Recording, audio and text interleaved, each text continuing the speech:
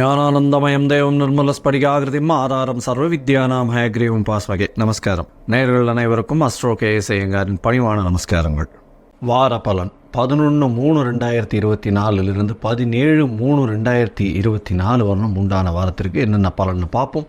முதல்ல இந்த வாரத்தினுடைய கோல்சாரம் என்ன அப்படின்றத பார்ப்போம். அதற்கு பிறகு இந்த வாரத்தினுடைய விசேஷ நாட்கள் என்னென்ன வருது, அதற்கு பிறகு இந்த வாரத்தில் எந்தெந்த ராசிக்காரர்களுக்கு சந்திராஷ்டம நாட்கள் வருதுன்றதை பார்ப்போம். முதல்ல இந்த வாரத்தினுடைய கோல்சாரம் அப்படின்னு பார்க்கும்பொழுது, இந்த வாரம் காலபுருஷ தத்துவத்தின் முதல் ராசியான மேஷ ராசியில் குரு பகவானும் 6ஆம் இடம்னு சொல்லக்கூடிய கன்னியில் கேது, மகரத்தில் செவ்வாய் உச்சம் பெற்றும், சனி சூரியன் சுக்கிரன் இந்த 3 கிரகங்கள், அதற்கு பிறகு கும்பத்திலையும், அதற்கு பிறகு மீனத்தில் புதனும் ராகும் இருக்குது. இந்த வாரத்தில் பார்த்தாலேயானால் 14ஆம் தேதி அன்னைக்கு சூரிய பகவான் கும்பத்திலிருந்து மீனத்துக்கு போகிறார். சௌரமான மாதம், அதாவது பங்குனி மாதம் பிறக்கிறது.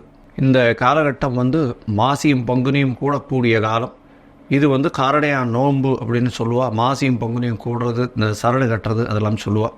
இதை தவிர செவ்வாய் பகவான் மகரத்திலிருந்து கும்பத்துக்கு போகிறார். சூரிய பகவான் கும்பத்திலிருந்து மீனத்துக்கு போகிறார். இந்த வாரத்தில் வரக்கூடிய பெயர்ச்சிகள் அப்படின்னு பார்த்தாலேனால் இதுதான்.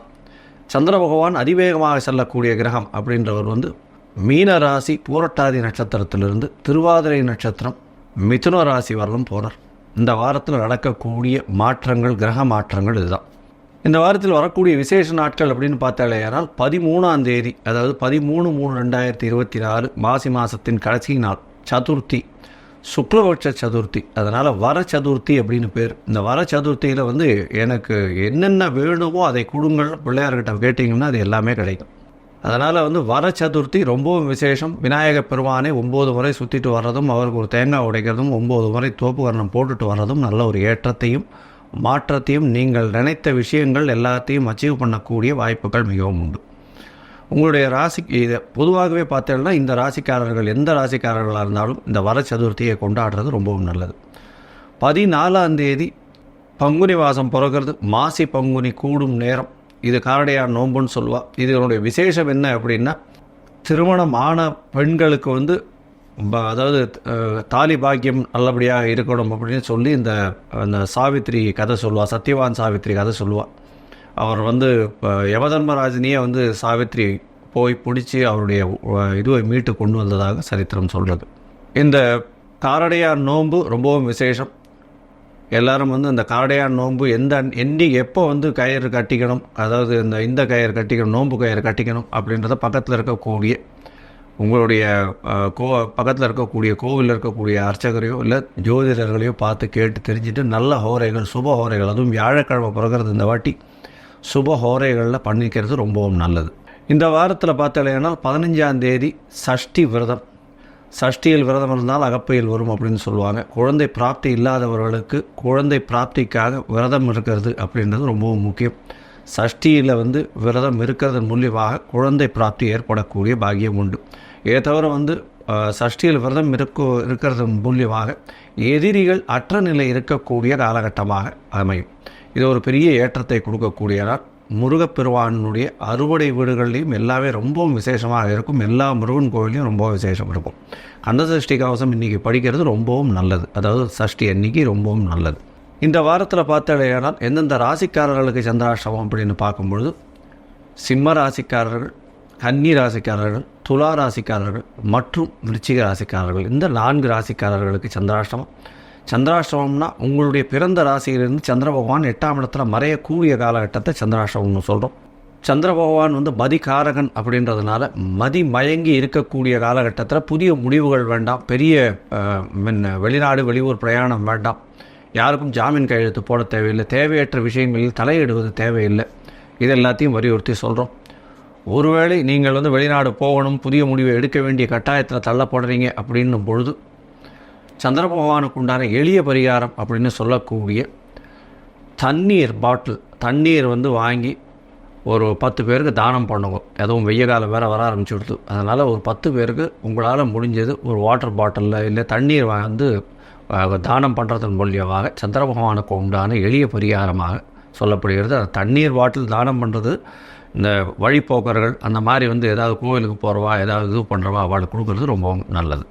இந்த வாரத்தில் பார்த்தீங்கன்னா மேஷம் முதல் மீனம் வரை எப்படி இருக்குது அப்படின்றத பார்க்கலாம். அதற்கு முன்னாடி என்னுடைய மொபைல் நம்பர் ஸ்க்ராலிங்கில் இருக்கும். உங்களுக்கு அஸ்ட்ராலாஜிக்கல் கன்சல்ட் தேவைப்பட்டதுன்னா எனக்கு ஃபோன் பண்ணுங்க. உங்களுடைய date, time, place of birth, உங்களுடைய நேமு, பேரண்ட்ஸ் நேம் அனுப்பிச்சேன்னா என்னுடைய சார்ஜஸ் என்ன, கட்டணங்கள் என்ன அப்படின்றத போடுறேன். உங்களுடைய ராசியையும் லக்னத்தையும் கணித்து அதுக்கு உண்டான சந்தி இருக்கா அப்படின்றத பார்த்து, பாத சந்தி, லக்ன சந்தி, அதை தவிர ஒரு ராசியிலையும் ஒரு நட்சத்திர சந்தி வருதா அப்படின்றதையும் பார்த்து, உங்களுக்கு உண்டான தசாபுக்தி அந்தரம் சூக்ஷ்மம் என்ன அப்படின்றதையும் பார்த்து, இன்றைய கோல்சார பிரகாரம் எப்படி இருக்குது அப்படின்றதையும் பார்த்து, உங்களுக்கு உண்டான எளிய பரிகாரங்கள் உங்களுடைய பிரச்சனைக்கு தீர்வுகளாக நான் என்னால் முடிஞ்சது சொல்கிறேன். இப்போது மேஷம் முதல் மீனம் வரை 11/3/2024 முதல் 17/3/2024 வரை உண்டான நாட்களுக்கு எப்படி இருக்குன்னு பார்க்கலாம். மகரம், உத்திராடம், திருவோணம், அவிட்டம் இந்த 3 நட்சத்திரம் 9 பாதங்களை கொண்ட ராசி. ராசியின் அதிபதி அப்படின்னு சொல்லக்கூடிய சனி பகவான் ராசிக்கு 2ஆம் இடத்துல ஆட்சி பெற்று இருக்கிறதும் மூலத்திரிகோண வீடான கும்பத்தில் இருக்கிறது பெரிய விசேஷம். ஆண் சனியாக இருக்கிறார். இந்த வாரத்தில் பார்த்தீங்கன்னா உங்களுடைய ராசியிலேயே செவ்வாய் பகவான் உச்சம் பெற்று போயிருக்கிறார். 4ஆம் அதிபதி ராசியில் உச்சம் பெற்று இருக்கிறதுனால 4ஆம் இடத்தையும் பார்க்கறதும் அங்கே குரு பகவான் இருக்கிறதுனாலையும் தாயின் உடல்நிலை நல்ல ஒரு ஏற்றம் இருக்கும். புதிய வீடு மனை வாங்கக்கூடிய பாக்கியம் உண்டு. படிக்கக்கூடிய மாணவர்களுக்கு நல்ல ஒரு ஏற்றம் கிடைக்கக்கூடிய வாய்ப்புகள் நிச்சயமாக உண்டு. உடல் நலத்தில் நல்ல ஒரு ஏற்றம் கிடைக்கக்கூடிய காலகட்டமாக இருக்கும். இந்த வாரத்தில் பார்த்தீங்கன்னா 14ஆம் தேதி, அதாவது 11/3/2024 17/3/2024 வரலும் உண்டான வாரத்தில் 14ஆம் தேதி பங்குனி மாதம் வருகிறது. சூரிய பகவான் உங்களுடைய ராசிக்கு 2ஆம் இடத்திலிருந்து 3ஆம் இடத்துக்கு போயிடுறார். அப்பொழுது பார்த்தீங்கன்னா 3ஆம் இடத்தில் சூரியன், புதன் மற்றும் ராகு 3 கிரகங்கள் இருக்கிறது. 2ஆம் இடத்தில் செவ்வாய் பகவான் உங்களுடைய ராசியிலிருந்து 2ஆம் இடத்துல போகிறதுனால செவ்வாய், சுக்கிரன் மற்றும் சனி 3 கிரகங்கள் இருக்கக்கூடிய காலகட்டமாக இருக்கு. இந்த வாரத்தில் பார்த்தீங்கன்னா உங்களுடைய ராசிக்கு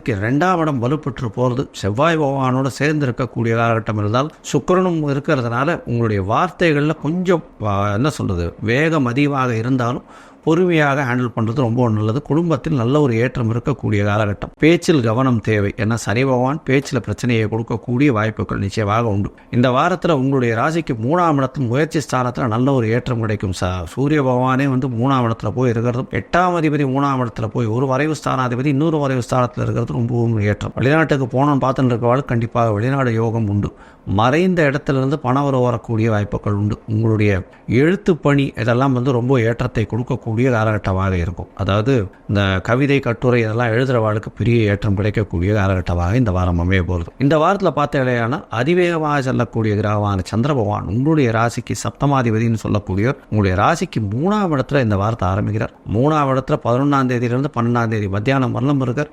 சந்திரன், புதன் மற்றும் ராகு பகவான் 3 கிரகங்கள் இருக்கக்கூடிய காலகட்டமாக இருக்கு.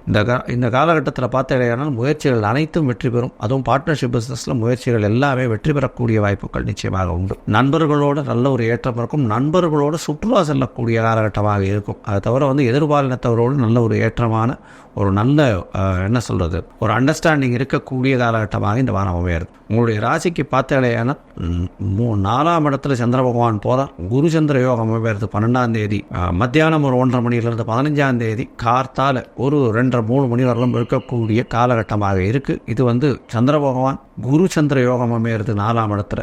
கேந்திரத்தில் போய் 4ஆம் இடத்துல குரு சந்திர யோகம் அமையிறது பெரிய ஏற்றம். தாயாரின் உடல்நிலையில் நல்ல ஒரு ஏற்றம் இருக்கும். படிக்கக்கூடிய மாணவர்களுக்கு நல்ல ஏற்றம் இருக்கக்கூடிய காலகட்டம்.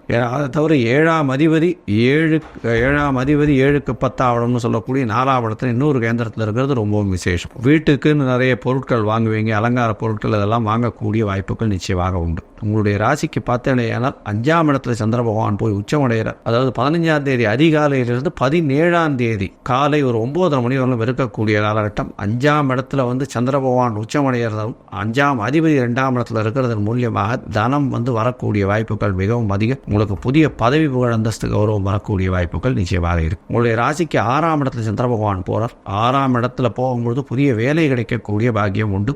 குடும்பத்தை விட்டு பிரிஞ்சு செல்லக்கூடிய வாய்ப்புகள், அதாவது பெரிய ஷார்ட் ட்ரிப் எங்கேயாவது வேலை நிமித்தமாக போகக்கூடிய வாய்ப்புகள் உண்டு. புதிய வேலை கிடைக்கும். புதிய கடன் வாங்கக்கூடிய பாக்கியம் நிச்சயமாக உண்டு. இந்த வாரத்தில் பார்த்தீங்கன்னா உங்களுக்கு எல்லா விதமான சௌகரியங்களும் இருக்கும். உடல் நலத்தில் நல்ல ஒரு ஏற்றம் கிடைக்கக்கூடிய காலகட்டமாக இருக்குது. தந்தையின் உடல் நலத்தில் சற்று கவனமாக இருப்பது ரொம்பவும் நல்லது. தாயின் உடல் நலத்தில் நல்ல ஒரு ஏற்றம் இருக்கும். படிக்கக்கூடிய மாணவர்களுக்கு நல்ல ஒரு ஏற்றம் கிடைக்கக்கூடிய காலகட்டமாக இருக்கும். இந்த வாரத்தில் கால பைரவரை போய் சேவிச்சுட்டு வர்றது ஒரு பெரிய ஏற்றத்தை கொடுக்கும். அதை தவிர இந்த எள்ளு உருண்டைன்னு சொல்லுவோம். அதாவது வெள்ளைப்பாகு போட்டு எள்ளு உருண்டை, அந்த எள்ளு உருண்டை இல்லை எள்ளு போட்டு அந்த பொடி மாதிரி இல்லை எள்ளு தானமாக வந்து அருகில் இருக்கக்கூடிய கோவிலில் கொடுக்கறதன் மூலியமாக உங்களுக்கு வந்து சனி பகவானால் ஏற்படும் பிரச்சனைகள் எல்லாமே நிச்சயமாக கம்மியாகக்கூடிய வாய்ப்புகள் உண்டு.